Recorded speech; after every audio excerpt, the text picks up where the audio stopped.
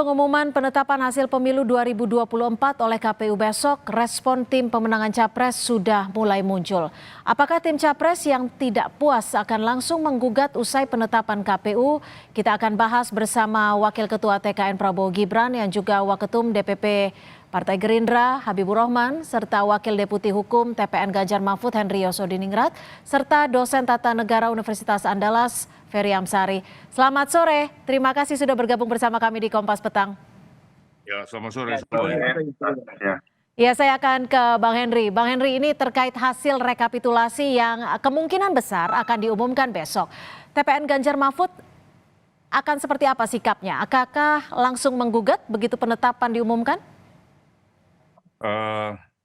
Apabila penetapan yang dilakukan oleh KPU menyatakan bahwa perolehan suara seperti yang sudah bisa dibayangkan, diprediksi sejak awal ya, bahwa pasangan Capres Ganjar Mahfud itu hanya berapa 17% itu ya, perolehannya nggak masuk akal ya.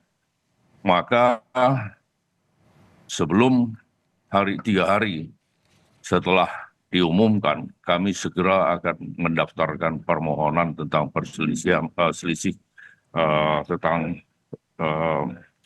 suara ya, hasil Pilpres. Dan kami tidak melihatnya secara kuantitatif ya, tapi pendekatan atau yang kami persoalkan adalah secara kualitatif.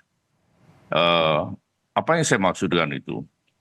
Sejak awal dan sering saya katakan bahwa ini telah terjadi satu kejahatan demokrasi yang juga merupakan government crimes ya, kejahatan pemerintah ya di dalam penyelenggaraan pemilu ini Ya. melakukan intervensi ya dengan melakukan kecurangan yang menguntungkan pasangan lain, dalam hal ini pasangan Capres 02 itu. Oke, Bang Habibur Rahman, bagaimana Anda menanggapi ini? Dilihat ada kejahatan demokrasi, itulah yang akan menjadi fokus gugatan. Sikap dari TPN? Suara. Ya, kalau ada kejahatan demokrasi ya mungkin saja, ya. Tapi yang kami lihat justru dilakukan oleh orang-orang yang menuduh kami melakukannya. Jadi kami adalah korban kejahatan demokrasi, ya, korban kecurangan yang terstruktur, sistematis dan masif. Dari mana melihatnya? Ya, banyak sekali kasus yang sudah dilaporkan di Bawaslu dan sudah berkekuatan hukum. Ya, misalnya soal PJ Bupati Sorong, soal PJ Bupati Majalengka, soal Bupati Cilacap, ya, soal banyak sekali ya. Terakhir waktu pencoblosan misalnya kejadian-kejadian di Wonosobo, kejadian-kejadian di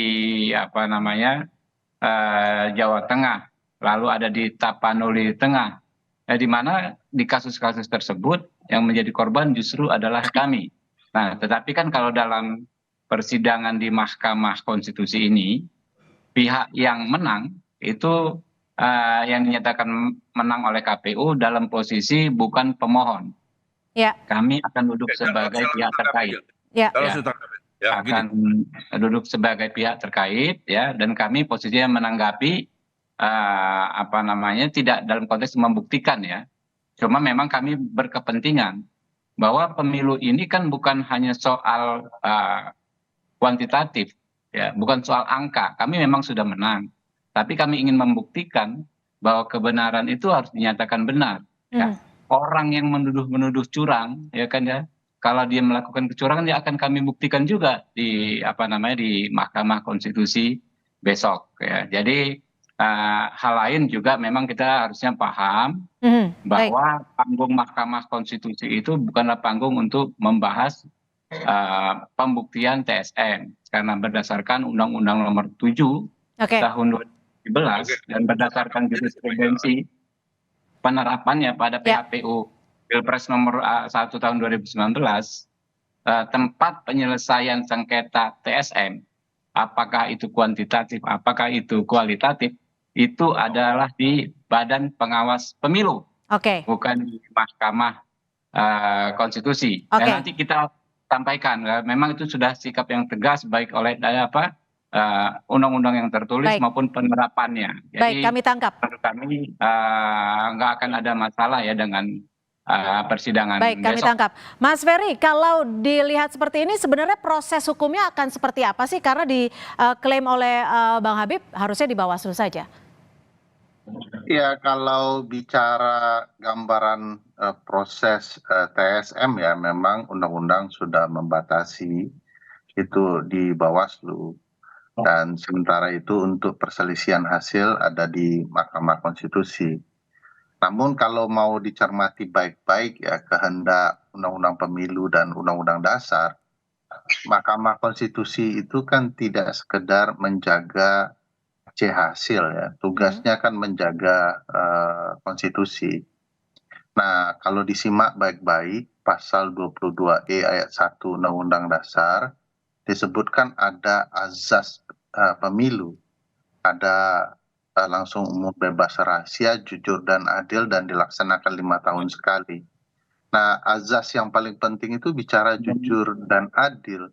Jujur dan adil itu tidak bisa dihitung dengan angka-angka. Nah, perselisihan hasil pemilihan umum di mana saja di dunia ini dalam konteks keilmuan pemilu tidak bicara sekedar hasil, tapi juga proses. Mungkin bisa dibuka-buka lagi ya soal pengertian election dispute ya. Election dispute itu bicara soal proses. Baik proses itu dilakukan jujur dan adil, atau proses yang kemudian ada upaya untuk yang dianggap sebagai kealpaan atau kesalahan manusianya. Jadi ini sebenarnya bisa dilihat lebih baik-baik ya. Dan harus diingat begini, Mahkamah Konstitusi itu sendiri yang meminta sebelumnya tahun 2008 itu putusan 41 PHPUD tahun 2008 bahwa tidak semata-mata bicara hasil, tetapi juga proses yang kita kenal dengan pelanggaran TSM begitu ya. Oke, jadi Nah, menurut MK Anda mengubah itu ya, tetapi harus diingat begini kan DPR dan pemerintah sudah mengakali bahwa itu akan dibentuk pemisahan. MK ruangnya adalah PHPU perselisihan hasil pemilu presiden, sementara Bawaslu proses. Tapi diingat bahwa MK juga yang bisa mengubah undang-undang gitu ya. Jadi bagi saya begini, kita mau bicara ketakutan kepada proses atau kepada hasil.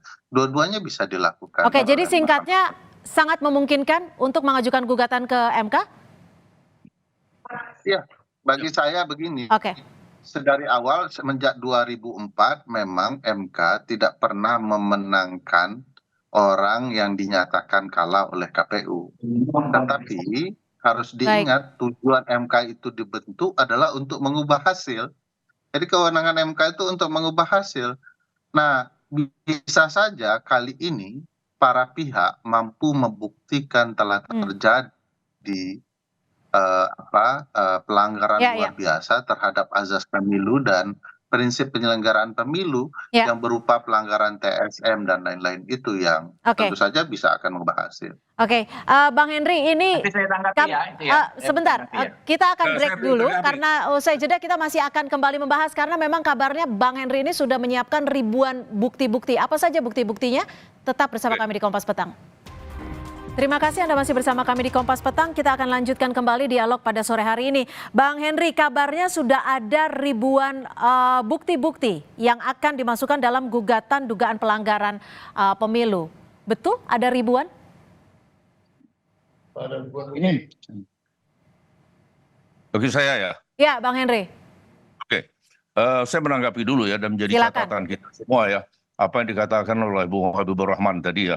Saya mencatat itu bahwa kejahatan demokrasi mungkin saja terjadi, kata. Ini catat ya, mungkin saja terjadi. Kemudian bahwa mereka yang diuntungkan akibat dari kejahatan demokrasi, ini menjadi satu catatan. Jangan besok ngeles lagi, itu satu ya.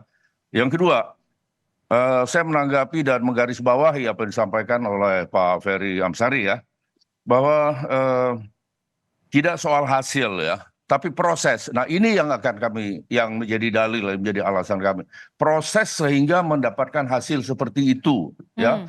Berikutnya apa yang disampaikan oleh Saudara Habibur Rahman itu ya normatif, nggak usah disebutin lah. Istilahnya nenek-nenek anu juga bisa lah, udah ngerti semua kita ya. Kemudian tentang apa namanya kejadian luar biasa. Nah, dan saya minta diperhatikan ya si Saudara Habibur Rahman ya, bahwa yang saya kemukakan sebagai alasan kami tentang masa kejahatan yang kami lihat dalam hal ini mengenai kuantitatif, kabur mesti jangan ke PS ya. Dipakai oleh Gerindra. Kalian pakai Macet nggak? Gugatan kalian ya, permohonan kalian 2019. Itu aja. Oke, Bang Henry, tapi ini apa sih sebenarnya tujuan dari gugatan ini? Apa yang ingin dibuktikan dan apa yang akan diharapkan? Oke. Pertama, membatalkan putusan KPU tentang penetapan, ya, penetapan yang akan mereka ucapkan nanti. Itu kan dituangkan dalam putusan. Mana nggak macet? Mendiskualifikasi pasangan 02. Kemudian melakukan pemilihan umum ulang Pilpres ya dengan tidak mengikut sertakan pasangan 02 sekarang, yaitu Prabowo sama Gibran. Oke, ditahan sampai di situ. Bang Habib, gimana nih tujuannya? Harapan dari Bang Henry adalah batalkan penetapan KPU jika nanti ditetapkan Prabowo Gibran menang, diskualifikasi 02 dan pemilu ulang. Gimana Bang Habib? Ya, saya pikir argumentasi yang disampaikan rekan-rekan ya itu adalah argumentasi yang dulu pernah dibahas dan sudah dibantah oleh Mahkamah Konstitusi. Jadi kita berhukum itu kan kita acuannya pada undang-undang dan pada praktek penegakan undang-undang tersebut yang sudah pernah ada. Yang sangat apple to apple itu kan PHPU Pilpres tahun 2019.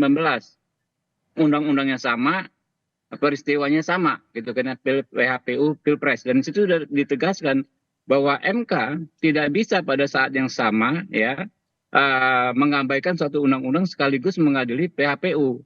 Kalau penafsiran terhadap undang-undang berbeda daripada ketentuan yang ada, itu kan ranahnya nanti ya adalah judicial review atau uji materi. Nah, itu kalau teman-teman baca di putusan PHPU 2019 ya jelas-jelas ditegaskan. Jadi MK nggak bisa begitu saja mengabaikan ketentuan perundang-undangan. Padahal sudah sangat jelas ya, bahkan dalam undang-undang ini nomor 7 tahun 2017, tepatnya di buku keempat, ada nomenklatur yang namanya sengketa proses. Kesimpulannya 02 nggak mau peduli yang namanya jangan demokrasi karena menguntungkan mereka. Ditahan dulu Bang Henry, ditahan dulu Bang Henry, silakan Bang Habib. Jangan sombong gitu loh, jangan arogan gitu loh. Ya. Jadi di PHPU ya di buku keempat Undang-Undang nomor 7 tahun 2017 disebut sengketa proses ya. Kalau Anda mempertahankan proses itu ada yang namanya sengketa proses gitu loh. Nggak usah diajarin itu, saya ikut mengesahkan undang-undang itu. Diajarin, saya menyampaikan pendapat saya nggak mengajarkan Anda, saya menyampaikan pendapat saya. Terserah Anda mau yakin atau enggak gitu loh. Emang Anda siapa? Apa? Anda siapa? Gitu loh. Apa teh? Anda siapa? Ya emang Anda siapa gitu loh. Saya siapa? Saya waktu itu saya anggota DPR RI. Waktu itu saya anggota DPR RI 2017. Iya, paham nggak? Buku keempat. Paham. Gitu loh. Iya, apa? Sangat paham. Anda yang nggak ngerti. Anda yang nggak paham. Paham nggak terhadap proses? Oke, baik. Bang Henry. Ya, silakan Bang Henry untuk menanggapi. Silakan Bang Henry. Itu aja. Norma, kenapa? Silakan. Oke, ini Bang Habib hanya ingin menyampaikan apa yang jadi kekhawatiran Anda, Bang Henry? Di sini. Silakan Bang Henry, waktu Anda. Saya nggak ada suara yang pecah-pecah. Coba. Saya minta yang dari studio coba diulangi apa? Oke, Bang Habib hanya menyampaikan pernyataannya, pendapatnya terkait gugatan yang akan diajukan nanti pada tanggal 23 Maret ini. Berapa? Terus pendapatnya apa? Silakan Bang Habib jika ingin ditambahkan. Ya, bahwa ya yang namanya sengketa di MK ya bukan sengketa di Bawaslu. Kalau sengketa proses jelas-jelas di buku keempat Undang-Undang 7 tahun 2017 yang tadi katanya disusun oleh Bung Henry Yoso ya kan, jelas sengketa proses itu tempatnya di Bawaslu. Jadi gagasan agar ya sengketa MK itu juga membahas hal-hal yang kualitatif sudah dibantah juga dalam putusan PHPU Pilpres tahun 2019. Jadi kan undang-undangnya ada, Undang-Undang 7 tahun 2017. Contoh penerapan undang-undangnya pun ada di Oke. PHPU Pilpres. Di situ disebutkan MK ya sebagai pihak terkait. Baik. bisa. Baik. Aja Tadi permohonan Anda kami yang di minta MK. saya mengulang. Tadi Anda kan minta saya mengulang. Ini saya ulangi biar Keluarkan kita semua jelas. keahlian kalian. Oke, sudah ditangkap ya Keluarkan Bang Henry. kemampuan Bagaimana terbaik pendapat kalian. Anda Bang Henry? kita Tadi keluarkan Bang Habib sudah apanya menyampaikan ini kembali Iya. soal buku keempat ini. Pendapat Anda Halo? Pak Habib. Ya, Bang Henry. Tanggapan Pak Habib. Ya, saya udah ngerti, tanggapi aja nanti permohonan kami itu nanti di MK ya, selaku pihak Iyalah, terkait. pasti dong. Nggak Ya, usah diajarin. dengar dulu, saya masih bicara, nggak perlu. Tinggal Iya. sedikit ini. Kenapa? Oke, Kalian ditahan Bang keluarkan Habib. semua Silakan kemampuan Bang Henry. terbaik Emang saya kalian. takut Anda bentak-bentak. Emang saya takut kalau Anda bentak-bentak, gitu loh. Nggak ada takutnya saya sama Anda. Oke, ditahan dulu kalau gitu antara Bang Habib dan Bang Henry. Mas Ferry, gimana menurut Anda terkait perspektif ini? Ya, mudah saja ya, di dalam PMK nomor 4 2023 itu memang dalil yang dimintakan Mahkamah Konstitusi kepada pemohon adalah soal Sebelumnya. Nanti saya minta Pak Fahri. Saudara Habibur Rahman. Apa? Kenapa? Maksud kalimatmu, emang saya takut dengan Anda itu apa? Iya. Saya Anda lebih nggak bentak-bentak. Saya nggak takut dibentak-bentak. Kamu jangan cuma Oke. berani ngomong di TV. Mohon maaf Bang Jangan Henry, cuma ini berani kita ngomong tidak di ada TV. terkaitannya Hadapi saya. soal takut atau tidak takut. itu, Yang kita hadapi bahas saya. di sini adalah terkait Aku dengan gugatan yang akan diajukan oleh TPN Ganjar Mahfud terkait dugaan adanya kecurangan pemilu. Kita tetap pada di konteks itu, kita tidak ada terkaitan soal takut atau tidak takut. Silakan Mas Ferry dilanjutkan. ya, kalau PMK 4 2023 kan terang benerang ya apa yang harus dilakukan oleh setiap pihak. Baik pemohon, termohon, bahkan pihak terkait juga sudah ditentukan apa saja yang mau diurai. Nah, hemat saya memang PMK terkesan kaku, tapi bukan berarti tidak bisa dijelaskan untuk melindungi kepentingan konstitusional, terutama kepatuhan kepada azas pemilu dan prinsip penyelenggaraan pemilu. Jadi diurai saja dulu angka mana yang diumumkan termohon dalam hal ini KPU dan angka mana yang sebenarnya menurut pemohon. Namun setelah itu angka yang muncul karena apa yang dimaksud pemohon di dalam permohonan harus diurai dari mana saja angka itu munculnya. Ya bisa dijelaskan proses penyelenggaraan pemilu yang gagal, berubahnya suara. Contoh misalnya ya, dalam hasil penelitian Litbang Kompas mengatakan telah terjadi perubahan sikap pemilih yang menerima dana bantuan sosial untuk memilih 02 sebesar 51 juta. Nah itu sudah angka itu. Angka yang menyebabkan orang dipaksa dalam tanda kutip untuk menentukan pilihan karena menggunakan suap dari negara melalui instrumen yang namanya bantuan sosial. Jadi Nah, menurut angka Anda ini itu- bisa dijadikan sebagai bukti? Iya, itu kan angka. Angka kalau mau bicara angka dan itu bisa mengubah nilai angka dari pasangan tertentu yang dinyatakan menang. Jadi ini tinggal membangun dalil dan menjelaskan alat bukti sebaik-baiknya. Tidak perlu juga kita mau menonjolkan siapa yang lebih kuat di luar pengadilan, tapi saya yakin setiap kejahatan termasuk kejahatan pemilu selalu menyisakan alat bukti dan perlu dibuktikan dalam sidang yang terbuka dan dibuka untuk umum untuk memperlihatkan Oke. tidak hanya kepada majelis hakim tetapi juga kepada publik siapa sesungguhnya yang curang. Karena memang akan ada orang yang maling teriak maling yang mengaku Oke. dicurangi, mengaku ini segala macam, dia padahal sudah menang dan Baik. segala macam atau kalah. Dan ini semua ya juga bagian dari fenomena hukum yang harus kita hadapi. Bagian dari fenomena hukum yang harus dihadapi. Terakhir, saya akan berikan kesempatan untuk Bang Henry dan juga Bang Habib untuk memberikan statement terakhirnya. Bang Henry terlebih dahulu silakan, singkat saja. Statement saya pertama mengenai argumentasi yuridis ataupun politisnya sudah saya sampaikan ya. Ya. Cuma saya tadi terpancing karena saudara Habibur Rahman itu ada mengeluarkan kalimat yang nggak ada kaitannya dengan saya tidak takut dengan Anda. Memang saya takut sama kamu? Enggak. Oke, kita tidak akan bahas soal takut atau tidak takut, tapi kita bahas kepada konteks yang kita bahas sore hari ini terkait gugatan dugaan kecurangan pemilu. Silakan Bang Henry. Oke, baik. Bang Henry sudah cukup ya? Silakan Bang Habib selanjutnya. Cukup. Jangan pancing lagi saya, nanti dampaknya fatal. Cukup. Baik, silakan Bang Habib. Singkat saja. Masih di mute Bang Habib? Ya, sebagaimana sudah saya sampaikan dalam berbagai forum dengan saudara Ferry tadi kan, bahwa memang perdebatan soal kuantitatif, kualitatif, proses atau hasil sebenarnya kan kita tinggal mengacu pada praktek yang sudah dilakukan oleh Mahkamah Konstitusi. Ya, Mahkamah Konstitusi sudah bersikap secara hukum terhadap kubu-kubu pendapat tersebut dan yang jelas praktek selama ini di Mahkamah Konstitusi adalah Mahkamah Konstitusi strict membatasi hanya hasil yang bisa merubah ya pemenangnya siapa, dan kalau proses semakin sudah sangat tegas diatur diselesaikan di tingkatan Bawaslu. Baik, terima kasih Bang Habibur Rahman, Bang Henry Yosodiningrat dan juga Mas Ferry atas perspektifnya sore hari ini sudah bergabung bersama kami di Kompas Petang. Selamat sore.